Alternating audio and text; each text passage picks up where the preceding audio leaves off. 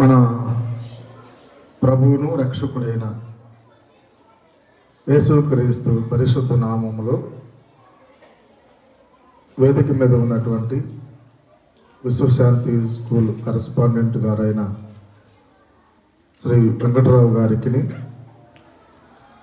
ఈ స్కూల్ యాజమాన్యానికి, ఉపాధ్యాయులకు, ఉపాధ్యాయేతర సిబ్బందికి, అలాగనే ఈ కార్యక్రమాన్ని నడిపిస్తూ ఉన్నటువంటి గౌరవనీయులు ఎడ్మండ్ గారికి నా హృదయపూర్వకమైనటువంటి, దిలీప్ గారికి, విజయ్ కుమార్ గారికి హృదయపూర్వకమైనటువంటి ధన్యవాదాలు తెలియజేస్తున్నాను. మీ అందరికీ కూడా క్రిస్మస్ శుభాకాంక్షలు, శుభాలు, దీవెనలు కలుగునుగాక. నిజంగా ఈ సందర్భంలో ఇంతమందిని, పిల్లలందరినీ కూడా చూస్తూ ఉంటే నాకు ఒక సందర్భం గుర్తొస్తుంది. యేసుక్రీస్తు జన్మించిన కాలములో యెరూషలేము, బెత్లెహేము పరిసర ప్రాంతాలలో కొన్ని వేల మంది 2 సంవత్సరాలలోపు చిన్నపిల్లలు హతులయ్యారు. ఒక బిగ్ క్రైసిస్ అంటారు. ఒక ప్రమాదకరమైనటువంటి, తీవ్రమైనటువంటి విపత్తు ఏర్పడింది. కారణం ఏంటంటే యేసుక్రీస్తు జన్మించడము అక్కడి ఉన్నటువంటి అధికారులకు ఇష్టం లేదు. ఆయన దేవుడై సర్వ ప్రపంచానికి రక్షకుడు అనేటువంటి మాట వారికి నచ్చలేదు. లూకాసు వార్త 2వ అధ్యాయము 11వ వచనములో, దావీదు పట్టణమందు నేడు రక్షకుడు మీ కొరకు పుట్టి ఉన్నాడు. యావత్ ప్రపంచానికి ఒక రక్షకుడు జన్మించాడు అనేటువంటిది వారు జీర్ణించుకోలేకపోయారు. సెయింట్ మేరీ, సెయింట్ జోసెఫ్ వీళ్ళిద్దరూ కూడా యేసుక్రీస్తు ప్రభువుకి తండ్రి, తల్లి. వీళ్ళ యొక్క సంతానాన్ని హతము చేయాలనేటువంటి ప్రయత్నంలో హేరోదు అనేటువంటి రాజు ఒక శాసనం వేసి 2 సంవత్సరాలలోపు పిల్లలందరినీ, మగపిల్లలందరినీ చంపేయండి. రామ అనేటువంటి ప్రాంతం అంటారు యెరూషలేము పరిసర ప్రాంతాలని. ఒక అంగలార్పు రోదన ధ్వని ప్రతిధ్వనించింది. అది శాపమో దైవ సంకల్పమో తెలియదు, కానీ ఆ తర్వాత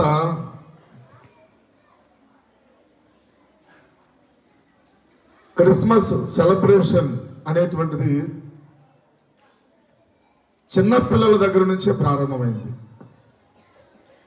ఏ క్రీస్తు జననమైతే చిన్నపిల్లల మరణానికి కారణముగా ఆ రోజు పరిణమించిందో, అదే క్రీస్తు జన్మించినటువంటి రోజును చిన్నపిల్లలలో నుండే సెలబ్రేషన్ మొదలైంది. హతసాక్షులైనటువంటి వారు ప్రపంచమంతా కూడా దైవ సాక్షులుగా క్రీస్తును ప్రబోధించడం, క్రీస్తులో ఆనందించడం, క్రీస్తునందు పరవశించడం. క్రిస్మస్ అంటేనే చిన్నపిల్లలు, క్రిస్మస్ అంటేనే సంతోషము. ఈరోజు క్రీస్తు యొక్క పుట్టుకను అందరూ కూడా సంతోషంగా స్వీకరిస్తున్నారు. నాకు చాలామంది హైందవ సహోదరులు పరిచయస్తున్నవారు, మేము క్రిస్మస్ కొరకు ఎదురు చూస్తూ ఉంటాం. ఎందుకంటే ఆ క్రిస్మస్ సీజన్ అంతా కూడా అందరూ కూడా ఏ భేదం లేకుండా అందరూ కూడా సంతోషాన్ని, దేవుని ప్రేమను వ్యక్తపరుస్తుంటారు.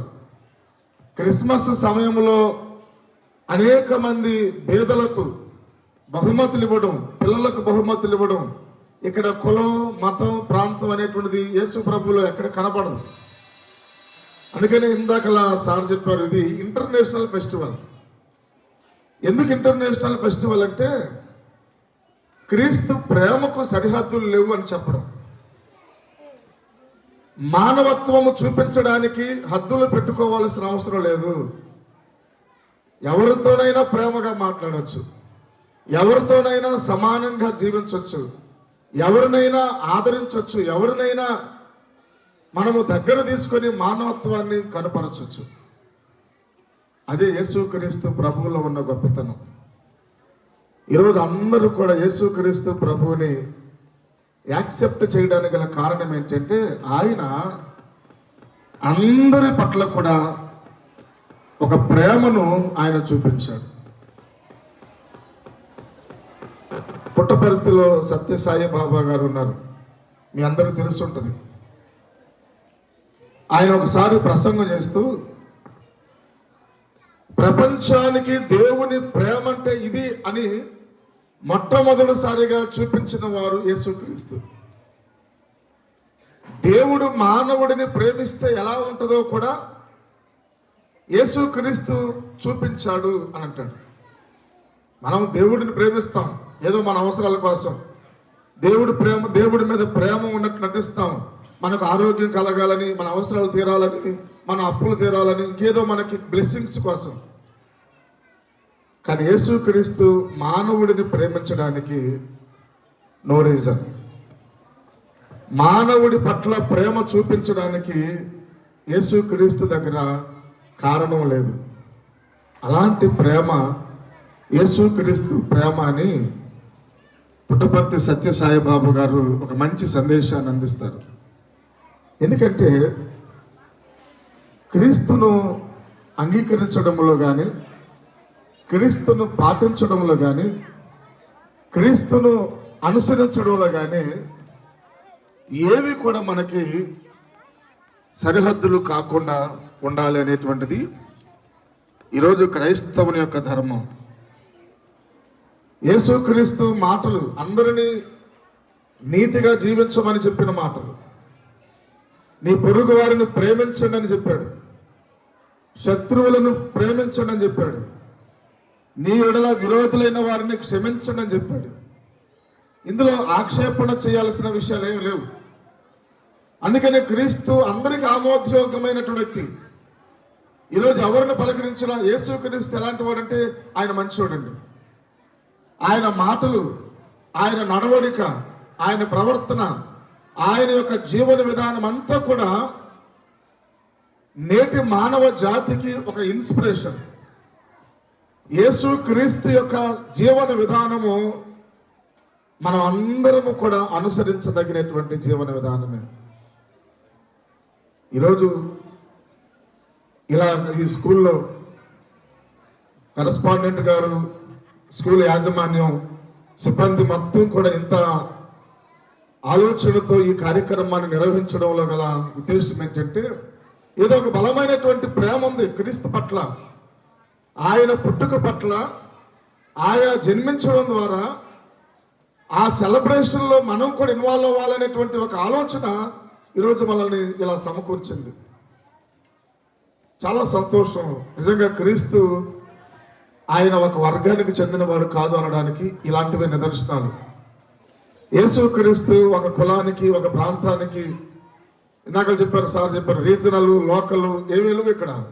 క్రీస్తు ప్రపంచమంతా కూడా మానవ జాతి అందరికి కూడా సమానంగా ప్రేమించబడేటువంటి వ్యక్తి అనేటువంటిది నిరూపించబడింది.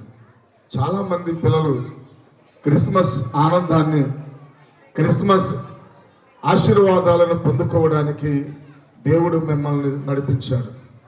ఆనాడు యేసుక్రీస్తు పుట్టాడనే విషయాన్ని, ఆ సమాచారాన్ని అంతము చేయాలని అనేక మంది చిన్న బిడ్డలను చంపిస్తే ఈనాడు యావత్ ప్రపంచంలో కొన్ని కోట్ల మంది పిల్లలు సెలబ్రేట్ చేసుకున్నారు.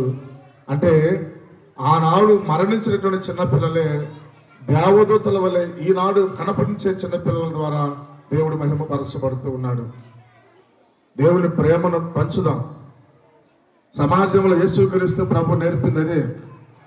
అందరితో సమాధానంగా ఉండాలి, అందరితో శాంతియుతమైనటువంటి సహవాసాన్ని కలిగి ఉండాలి, అందరి పట్ల కూడా అందరి కొరకు కూడా ప్రార్థన చేసే గుణం ఉండాలి. ఇక్కడ దేవుని ప్రేమను చూపించడానికి నీకు ఏది అడ్డు రాకూడదు అనేటువంటిది మొదట మనం గ్రహించాలి. నిజంగా అధ్యాపక బృందం, ఇక్కడ ఉపాధ్యాయునులు అందరూ కూడా దేవుని యొక్క పరిశుద్ధమైనటువంటి క్రిస్మస్ను పురస్కరించుకొని ఇంత చక్కగా ఈ కార్యక్రమాన్ని నిర్వహిస్తూ ఉన్నారంటే దేవుని ప్రేమ మీ హృదయాల్లో, మీ కుటుంబాల్లో, మీ జీవితాల్లో బహిర్గతం అవుతుంది అనేటువంటి దానిని బట్టి నేను సంతోషిస్తూ ఉన్నాను. విద్యా వ్యవస్థలో భారతదేశానికి ఒకప్పుడు విద్య కొద్దిమందికి, చదువు అనేటువంటిది కొద్దిమందికి. ఒకప్పుడు చదువు అనేటువంటిది భారతదేశంలో కొన్ని వర్గాల వాళ్ళకే.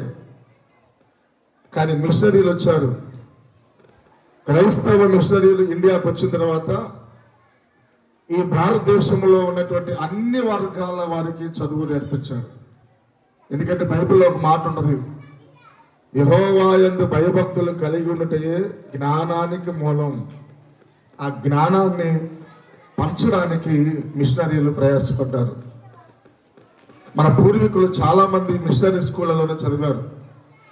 చాలామంది పండితులు దేశాభివృద్ధిలో భాగస్వాములైన వారు మిషనరీ స్కూళ్ళలోనే చదివి జ్ఞానంతో నింపబడ్డారు. ఆ మిషనరీ స్కూల్లో ఎక్కడ కూడా మతాన్ని కానీ కులాన్ని కానీ వాళ్ళు బయటకు తీసుకురాలా. ఒకటే చర్చ ఏంటంటే అందరికీ చదువు, అందరూ చదువుకోవాలి, అందరూ జ్ఞానంతో నింపబడాలి అనేటువంటిది తీసుకొచ్చారు. అలా సమానమైనటువంటి విద్యా హక్కును ఆ రోజు పంచిపెట్టారు. కాబట్టి ఈరోజు ప్రయోజకులు అయ్యారు. ఈరోజు గుడి లేని ప్రాంతమైన ఉంది కానీ బడి లేని ప్రాంతం ఈరోజు కనపడట్లా. గుడి లేని ప్రాంతం, చర్చి లేని ప్రాంతం ఉంది కానీ బడి లేని ప్రాంతం అనేటువంటిది ఎక్కడ లేదు. కారణం ఏంటంటే విద్యకు అంత ప్రాధాన్యత ఉంది.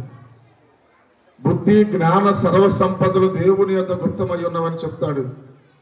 యెరూషలేము దగ్గర ఉన్నటువంటి బెత్లెహేం అనేటువంటి ప్రాంతాన్ని దేవుడు ఎందుకు ఎంచుకున్నాడంటే ప్రపంచానికి కేంద్ర బిందువు, ప్రపంచానికి నడిబొడ్డు ప్రాంతము బెత్లెహేము. భౌగోళిక పరమైనటువంటి ఆ విధానములో మనం ఆలోచిస్తే ప్రపంచ నడిబొడ్డు బెత్లెహేము. క్రైస్ట్ సెంటర్డ్ లైఫ్ అనేటువంటిది ఈరోజు మన జీవితాల్లో స్టార్ట్ చేసుకోవాలి. అదే మనం ఈరోజు దేవుని ద్వారా నేర్చుకోవాల్సిన విషయం. యేసుక్రీస్తు ఎందుకు పుట్టాడు? 3 విషయాలు గుర్తు చేస్తాను. యేసుక్రీస్తు జన్మించాడు అనేది ఒక చరిత్ర అయితే, యేసుక్రీస్తు నా కొరకు జన్మించాడు అనేటువంటిది విశ్వాసం అయితే, యేసుక్రీస్తు కొరకు నేను జన్మిస్తాను అనేటువంటిది క్రిస్మస్. ఈరోజు క్రిస్మస్ అంటే యేసు ప్రభు పుట్టాడు, యేసుక్రీస్తు నా కోసం పుట్టాడు అని అనుకోవడం ఎంత ముఖ్యమో, నేను క్రీస్తు కొరకు పుట్టాను, దేవుని కొరకు జన్మిస్తున్నాను అనేది క్రిస్మస్. అంటే అర్థం ఏంటంటే పిల్లల్ని దేవుళ్ళతో పోలుస్తారు, పిల్లల్ని దేవుళ్ళతో పోలుస్తారు. బైబిల్లో కూడా చిన్నపిల్లల దేవుడు చాలా సందర్భాల్లో తన దగ్గరికి తీసుకున్నాడు. వాళ్ళని ఆటంకపరిచే వాళ్ళని కూడా గద్దించాడు. కారణం ఏంటి తెలుసా? చిన్నపిల్లల వంటి మనసు కలిగి ఉన్న వాళ్ళే పరలోక రాజ్యానికి అర్హులు అంటాడు. చిన్నపిల్లలు దేవునితో సమానం. మీరందరూ కూడా మంచి జ్ఞానముతో నింపబడండి.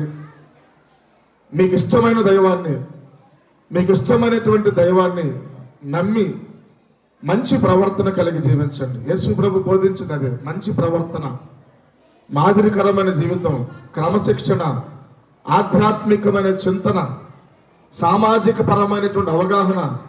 కుటుంబంలో కానీ పాఠశాలలో కానీ మనం పనిచేసే ఏ స్థలంలోనైనా మనం అందరం ఒకటే. వాస్తవానికి మనిషి ముందా మతం ముందా అని ఆలోచన చేస్తే మనిషే ముందు, మనిషి తర్వాతే మతం పుట్టింది. మతానికి ముందు పుట్టిన మనిషి మానవత్వాన్ని మర్చిపోయాడు, మనిషి తర్వాత పుట్టిన మతం ఈరోజు మానవత్వాన్ని మించి సమాజాన్ని విచ్ఛిన్నం చేస్తుంది. కాబట్టి ఇలాంటి ఎక్యూమెనికల్ పాఠశాలల్లో, ఇలాంటి ఎక్యూమెనికల్ సహవాసాలు, ఫెలోషిప్ల్లో మనం ఒకటి గమనించాల్సింది ఏంటంటే, మతం కంటే మానవత్వమే గొప్పది. యేసుక్రీస్తు ప్రభు జుడాయిజాన్ని ఎంకరేజ్ చేయాల, యోధా మతాన్ని ఎంకరేజ్ చేయాల, లేదా ఇంకొక మతాన్ని ఎంకరేజ్ చేయాల. చాలామంది అనుకుంటారు క్రైస్తవం అనేటువంటిది మతం, క్రైస్తవ్యం అనే మతాన్ని యేసు ప్రభు స్టార్ట్ చేస్తారనుకుంటారు. అసలు క్రైస్తవ్యం అనేది మతమే కాదు. క్రైస్తవ్యం అనేటువంటిది ఏంటంటే way of life. Way of life. దీనికి రిలీజియన్తో సంబంధం లేదు. దీనికి ఏమాత్రము కూడా రిలీజియన్తో సంబంధం లేదు. ఎవరు రియలైజ్ అవుతారో, ఎవరు సత్యాన్ని గ్రహిస్తారో వాళ్ళందరూ కూడా దేవుని మార్గములో, జీవ మార్గములు నడిపించబడతారు. జీవ మార్గములు నడిపించబడమే క్రిస్టియానిటీ. అదే ఈరోజు దేవుడు మనకు నేర్పించాడు. ఆనాడు దేవదూతలు ప్రజలందరికీ కలగబోయే మహా సంతోషకరమైన సువార్తమానం అని చెప్పారు. అలాగే ఈరోజు కులాలకు, మతాలకు, ప్రాంతాలకు అతీతంగా క్రిస్మస్ వేడుకలను జరుపుకోవడం, తద్వారా క్రీస్తు అందరి వాడు, యేసుక్రీస్తు అందరికీ చెందినవాడు అని మనం అందరం ఒకటి అంగీకరించడం నిజంగా అభినందనీయం. ఇలాంటి కార్యక్రమం ద్వారా మీరందరూ కూడా దేవునిలో ఆనందించడానికి, దేవుని ప్రేమలో ఎదగడానికి అవకాశాలు కల్పించబడుతున్నటువంటి దేవునికి, దానిని సద్వినియోగం చేసుకుంటున్నటువంటి ఈ పాఠశాల యాజమాన్యానికి, ఈ కార్యక్రమాన్ని ఎంత చక్కగా డిజైన్ చేసి నిర్వహిస్తున్నటువంటి మేనేజ్మెంట్ వారికి, ఆర్గనైజర్స్కు, కన్వీనర్స్కు మరొకసారి నా హృదయపూర్వకమైనటువంటి నిండు వందనాలు. ఆంధ్ర సవార్థిక లూథరన్ సంఘం భట్టిప్రోలు టౌన్ చర్చి తరపున మీ అందరికీ కూడా మరొకసారి క్రిస్మస్ శుభాకాంక్షలు తెలియజేస్తూ, ఈ అవకాశం ఇచ్చినటువంటి కన్వీనర్స్కి, అలాగనే కరస్పాండెంట్ గారు వెంకటరావు గారికి, ఎందుకంటే మనం ఎక్కడికున్నా ఒక ప్రాంతానికి చెందిన వాళ్ళు అనగానే అదొక రకమైనటువంటి ధైర్యం వచ్చింది. అలాంటి ఒక మంచి పరిచయంతో దేవుని యొక్క సహవాసంలో మాస్టర్ చెబుతుంటే, ఒక లైఫ్కి మనం చేరాలంటే దాని వెనక చాలా స్ట్రగుల్స్ ఉంటాయి. ఆ స్ట్రగుల్స్ని దాటుకుని నిలబడ్డ రోజునే మనం అచీవ్ అవుతాం. అది ఆయన జీవితంలో ఒక మంచి సాక్ష్యం. మీరందరూ కూడా ఎదగాలని, మీరందరూ కూడా దేవుని ప్రేమను పొంది దీవించబడాలని మనస్ఫూర్తిగా దీవిస్తూ, అభినందిస్తూ, మీ అందరినీ దేవుడు మెండారుగా ఆశీర్వదించాలని ప్రార్థిస్తూ ఈ మాటలు ముగిస్తూ ఉన్నాను. దేవుడు మిమ్మలను ఆశీర్వదించునుగాక. ఆమేన్. అవకాశం ఇచ్చినటువంటి వారికి మరొకసారి వందనాలు. చిన్న ప్రేయర్ చేసుకున్నాం. ప్రేమ కలిగిన మా తండ్రి, పరిశుద్ధుడు అయిన దేవా, మీకు వందనాలు.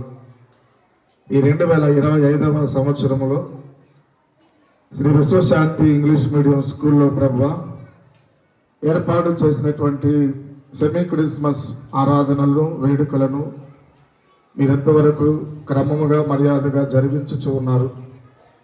స్కూల్ యాజమాన్యాన్ని దీవించండి. భట్టిప్రోలు పరిసర ప్రాంతాలలో అనేక మందికి విద్యాదానం చేస్తున్నారు. అనేక మందిని విద్యావంతులుగా తీర్చిదిద్దుతున్నారు.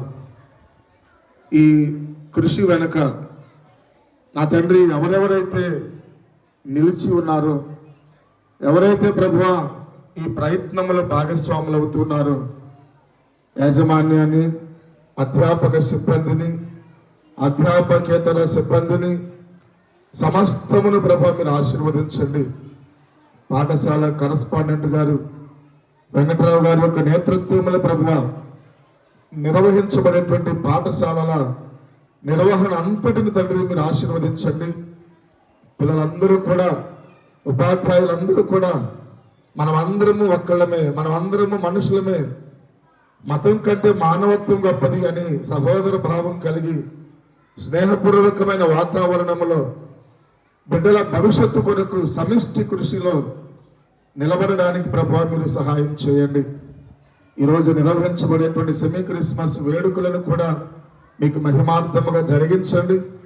ఈ కార్యక్రమాన్ని నడిపిస్తున్న వారిని దీవించండి. ఇందులో పాల్గొంటున్న బిడ్డలను, చిన్నారులను ప్రభా ప్రతి ఒక్కరికి మంచి భవిష్యత్తును అనుగ్రహించి ఆశీర్వాదకరముగా చేయమని యేసుక్రీస్తు పరిశుద్ధ నామములో ప్రార్థన చేస్తున్నాము తండ్రి, ఆమేన్. మన తండ్రి అయిన దేవుని యొక్క ప్రేమ, కుమారుడైన యేసుక్రీస్తు కృప, పరిశుద్ధాత్మకు నిత్య కాపుదల ఈ క్రిస్మస్ వేడుకలలో పాలు భాగస్తులైనటువంటి పాఠశాల సిబ్బందికిని, యాజమాన్యానికి, ఇక్కడ కూడి ఉన్నటువంటి చిన్నారులందరికీ, ప్రతి ఒక్కరికి తోడుగా ఉండి దీవించును గాక. ఆమేన్.